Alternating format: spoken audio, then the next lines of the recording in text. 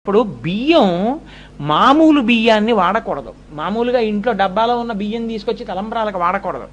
కన్యాదాత గారు తలంబ్రాలకు వాడే బియ్యాన్ని తడిపి ఆరబెట్టాలి. ఆరబెట్టి ఎంత మాత్రము తడి లేని పొడి బియ్యాన్ని పళ్ళాల్లో పోసి అక్కడ పెట్టాలి. ఇవాళ పూరేకులు, బంతులు, చిన్న చిన్న ప్లాస్టిక్ పూసలు ఇవన్నీ పెడుతున్నారు.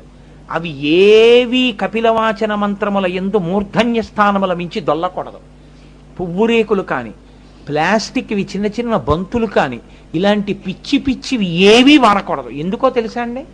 దేనికి ఏది వాడాలో అదే వాడాలి. ఈశ్వరుడికి నైవేద్యం పచ్చిమిరపకాయ బజ్జీలు పెడతాను అంటే నువ్వు మూర్ఖుడివి. నువ్వు పెట్టకూడదు అంతే. నేను పెడతానంటే నీ కర్మ, నిన్ను ఎవడేం చేయలేడు.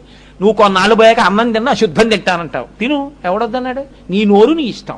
కర్మ వేదం చెప్పినట్టు చెయ్యాలి. నీ ఇష్టం వచ్చినట్టు నువ్వు చేయకూడదు.